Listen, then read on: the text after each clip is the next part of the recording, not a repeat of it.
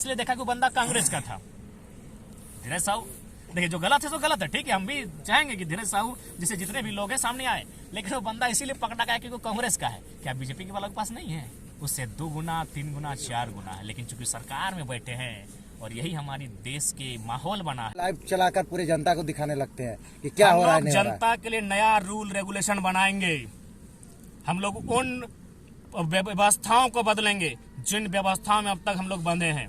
हम लोग जनता के हैं, जनता के लिए हैं, और हम लोग उसके लिए किसी भी नए नियम कानून को स्थापित करने के लिए बाध्य करेंगे बाकी लोगों को। तो इसलिए लोगों को इसी बात का दिक्कत होता है कि साधारण सा लड़का, कल तक इसको कोई जानता नहीं था, खाने का ठिकाना नहीं, रहने का ठिकाना नहीं, पहनने का ठिकाना नहीं, आज वो लड़का अपनी निडरता के कारण इस राज्य में एक ऐसा माहौल बनाया है, इस बात को मानना होगा कि हम लोग विचारधारा है। अच्छा जयराम जी, अब लग रहा है कि टाइगर जयराम तो एगो टाइगर नहीं है, अब 1000 टाइगर है, क्योंकि आपके इतने दिन के एब्सेंस में भी इतने लोग, उसके बावजूद देखिए बरही में कार्य हुआ, नहीं तो हर जगह आपको बुलाया जाता था, अभी आपके टीम का आप फोन कर देते हैं, बरही में हमारे संगठन की विजय हुई, बड़का गांव में विजय हुई, मांडू में विजय हुई, रामगढ़ में विजय हुई, कोल्हान में तो मैं गिन नहीं पाऊंगा। जो पिछले 1 महीना में जो कोल्हान से हमारा रिजल्ट आया है, हमारे कोल्हान के साथियों ने जबरदस्त हमारे बिना उपस्थिति के उन्होंने काम किया है। रात 1:30 बजे कल ही 12 लाख का आज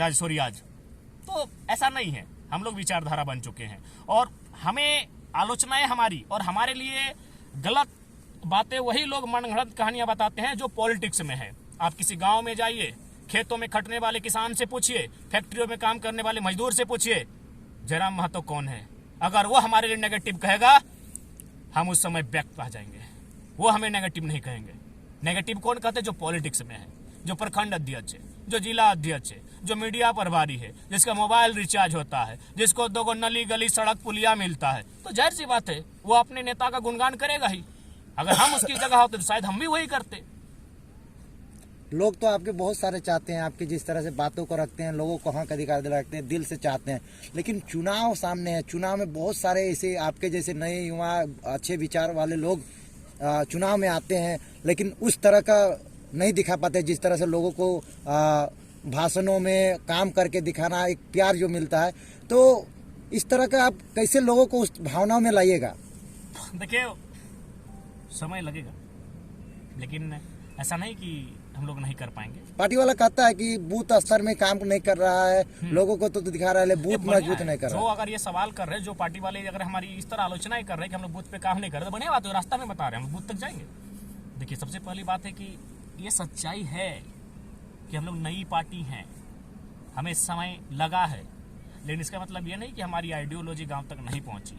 मैं आपको उदाहरण देना चाहूँगा। अगर आपको जिस लोकेशन में आप हैं, यहीं बहुत सारे गाँव ऐसे हैं, यहीं आपका कुड़ामो है, आप एक बुजुर्ग आदमी है, जाइए अभी भी जाइए, अगर वो जाग रहा है, वो बंदा, वो शख्स, अगर वो इंसान जाग रहा है, जाके देखिए उसके मोबाइल में एक वीडियो चल रहा है और वीडियो जयराम महतो का है। जो लोग कभी साधु संतों के प्रवचन अभी भी सुनते, ऐसा बात नहीं, लेकिन उनको किनारे करके हमारा भाषण सुनते हैं, ये विचारधारा है, ये बदलाव है, ये बदलाव का संकेत है। अब चले जाइएगा, 80 साल का बुजुर्ग है हमारे इसी चित्तरपुर के गाँव में, सर के सारे बाल सफेद हो गए हैं, वो पाँव में चप्पल भी धारण नहीं करता है। अगर वो जाग रहा है तो मेरा वीडियो देख रहा होगा।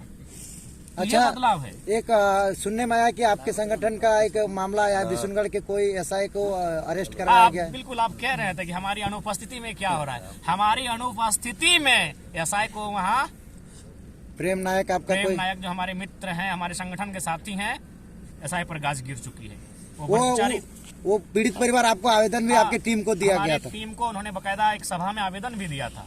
उसी आवेदन को हम लोग संज्ञान में लिए थे और हम लोग पूरा अपना लाइनअप किए थे। देखिए, जो भ्रष्टाचारी है हम लोग भी नहीं बख्शेंगे, जो ईमानदार है उनको नमस्कार करेंगे, जो भ्रष्टाचारी है, करप्टेड है, उसको नहीं बख्शे जाएंगे। तो आज वो एसआई जो करप्शन को ओढ़ रहा था, करप्शन के साथ सो रहा था, करप्शन को खा पी रहा था, आज उसका हालत पता कीजिए क्या स्थिति में। ये हमारी अनुपस्थिति में हमारे संगठन के साथियों ने करके दिखाया। और आप हमेशा बोलते हैं हम गिरिडीह के हैं, पारसनाथ और झुमरा के बीच के रहने के हैं और वहाँ के तलहटी के हैं, तो इसी के प्रवासी मजदूर का भी एक मामला पेपर कटिंग में आ रही है, उस पर भी आप लोग आगाज कब करिएगा? आप तो मुआवजा तो दे रहे हैं, उनको लेकर आंदोलन कुछ कीजिएगा, आवाज उठाइएगा? देखिए, चूंकि प्रवासी जो विषय है वो कहीं ना कहीं हमारे जो सामर्थ्य का जो क्षेत्र है उससे कहीं ना कहीं अधिकार क्षेत्र जो है वो बाहर। अगर काशी राज्य का या देश का विषय होता ना तो बहुत सुलभता के साथ हम लोग यहाँ लेके आते।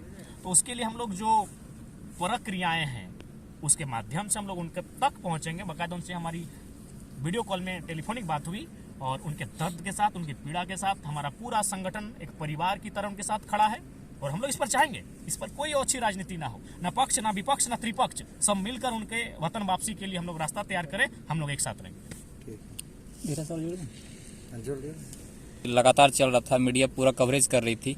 धीरज साहू का मामला था जो कांग्रेस के राज्यसभा सांसद थे, इतना पैसा 350 करोड़, पर आज तक उस पर कोई कार्रवाई नहीं हुआ, कुछ नहीं दिखाई दिया। देखिए, सबसे पहली बात मैं आपको कहना चाहूँगा बिल्कुल, और एक महत्वपूर्ण मैं चाहूँगा इस वीडियो का अलग पार्ट के माध्यम से अपलोड कीजिए। मैं इस वीडियो के माध्यम से एक संदेश भी देना चाहूँगा। धीरज साहू, देखिए सबसे पहले उनके जैसे इस देश में 790 सांसद हैं, 543 + 2 यानी 545 सांसद लोकसभा के, 233 + 12 यानी 245 राज्यसभा के, यानी कुल मिलाकर 790।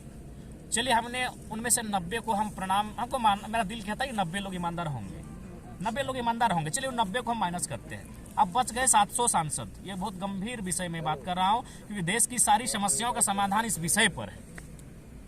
700, धीरज साहू के पास कितना पैसा मिला? 350 करोड़, 350 करोड़, 500 तक है। चलिए, मशीन अभी भी गिन नहीं पा रही है कितना है। देखिए, सपोज मान के चलिए कि हम लोग 500 पकड़ा गया, यानी अनुमान उसके उनके पास 1000 करोड़ होगा, जबकि धीरज साहू एक सामान्य सांसद है, राज्यसभा सांसद। हाँ, सामान्य ही कहेंगे। 790 में एक सांसद भी होता है जिसमें विधायक 81 को है, लेकिन 10-12 को वीआईपी है, थोड़ा सा बाहुबल, धनबल, माने क्रेज, तो एक सामान्य सांसद है। इन्हें राजभर में पहले कोई नहीं जानता था, पैसे के बदौलत से कुछ संपत्ति से जानते तो एक सामान्य सांसद जिनको कल तक कोई जानता नहीं था, उस शख्स के पास अनुमान 1000 करोड़ है। तो मान के चलते हैं कि हम सामान्य सांसद उन 700 में मान के चलते हैं कि आधे से ज्यादा को सामान्य रखते हैं, यानी 700 में 400 को हम सामान्य सांसद मानते हैं। 400 गुना 1000 करोड़ कितना हो गया? 4000 करोड़, 40,000। ठीक से एक बार काउंटिंग कर लीजिए। फिर से आप क्या बोले? 400 गुना 1000, 4 लाख करोड़। 1000 करोड़ एक बंदे के पास है, 1000, 400 के पास कितना होगा? यानी आप 4 लाख करोड़। सोच के देखिए कितना धनराशि हुआ।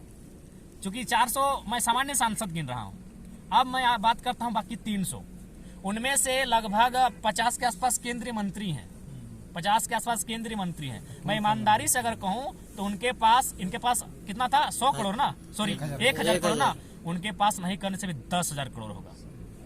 50 केंद्रीय मंत्री, फिर उसको गुना कीजिए 10,000 करोड़ से वो राशि कहाँ तक जाएगी। अब उन 50 को माइनस करते, हमारे पास अभी भी बचे हुए हैं 250 सांसद। उन 250 को हम अनुमान मार्ग शहर के बीच 5000 में लाते हैं, यानी उस 250 सांसद को फिर 5000 से गुना कीजिए, क्या परिस्थितियां होंगी, कितना धनराशि जमा है। अच्छा, एक बात बताइए, जब हम बोलते हैं कि किसी लड़का को, एक छोटा सा उदाहरण देते हैं, चाहे हम दिनेश सर को बोलेंगे सर अच्छा से रहिए ना, अच्छा से थोड़ा अच्छा दिखिए ना, इसका मतलब क्या? ये अच्छा पहनेंगे तभी ना अच्छा रहेंगे, अच्छा खाएंगे तो अच्छा कहाँ से आएगा? पैसा से। अच्छा पहनेंगे यानी जूता अच्छा होना चाहिए, अच्छा खाने बोलेंगे यानी भोजन अच्छा होना चाहिए, वो कहाँ से आएगा? पैसा से। यानी सारा चीज है आर्थिक स्थिति से। इसलिए देश को इस विषय पर सोचना होगा। यानी एक सांसद के पास अगर 1000 करोड़ है तो बाकी 790 सांसद, उनमें 90 को माइनस करके जो 700 बचेंगे, उनके पास कितना पैसा है?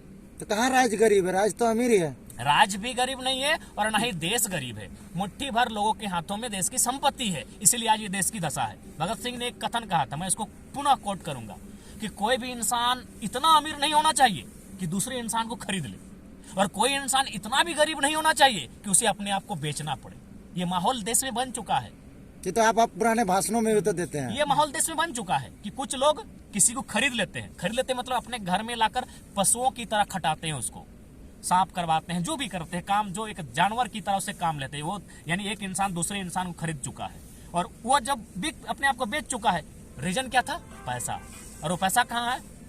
हमारे सांसदों के पास। एक लॉजिकली बात देखिए, झारखंड की अगर हम बात करें तो आई थिंक झारखंड में शायद 2001 के आसपास, सर अगर आप लोग गूगल कीजिएगा तो हमको लगता है 19,800 के आसपास विधायक लोग का वेतन था। 19,800। अगर आप 2010 के आसपास चले आइएगा तो वो वेतन चला गया था 49,000 समथिंग, यानी 50,000। आज वो वेतन लगभग 2,72,000 के आसपास है। अच्छा, एक बात बताइए, आप लोग जितने लोग बैठे हैं, ऐसा नहीं कि आपके घर में या आपके रिश्ते नाते में कोई सरकारी जॉब नहीं करता होगा, करता होगा। क्या कोई बंदा ऐसा है जिसका वेतन में इतना इजाफा हुआ होगा? नहीं। यानी देश को दीमक की तरह कोई चाट रहा है, तो ये राजनीति चाट रही है। अब चलिए, अगर आप सवाल हमसे करेंगे, अच्छा, आप ये बोल दिए राजनीति चाट रही, तो आप भी तो राजनीति में आना चाह रहे हैं। इसी परिस्थिति को बदल के आना चाहते हैं। आज हम लोग क्यों गांव-गांव तक गए? हमारे पास कुछ भी नहीं, क्यों गांव-गांव तक गए? हम लोग विचारधारा है, हम लोग विचारधारा इसीलिए बने कि इस पैटर्न को हम लोग फॉलो नहीं करने देंगे। ये जो पॉलिटिक्स चल रही है, और हम चाहेंगे जितने भी विधायक सांसद हैं हमारे, अगर वो लोग अपने 70% पैसा को दान दे देते हैं, तभी वो ये बात कह सकते हैं कि हम देश का विकास कर सकते हैं, हम देश का भला कर सकते हैं। नहीं तो उनके पास, अभी तो हमने सांसदों का पैसा गिनाया है, विधायकों का गिनाएंगे, और उस पैसे का जब बजट तैयार करेंगे और उसको अगर प्रत्येक जिला वाइज, जो हमारे 700 के आसपास जिले हैं, हमारे पास जो 7 लाख गांव है, उनमें जब बंटवारा करेंगे तो एक बहुत बड़ी राशि सामने आएगी। देखिए, एक सबसे बात क्लियर जान लीजिए, विकसित होना का मतलब, उन्नति होना का मतलब आर्थिक से, आर्थिक सबसे बड़ा इंपॉर्टेंट चीज है आर्थिक, इकोनॉमी। इकोनॉमी यानी साफ शब्दों में पैसा, और पैसा गलत तरीके से इन लोगों के पास है। और चूंकि धीरज साहू अपने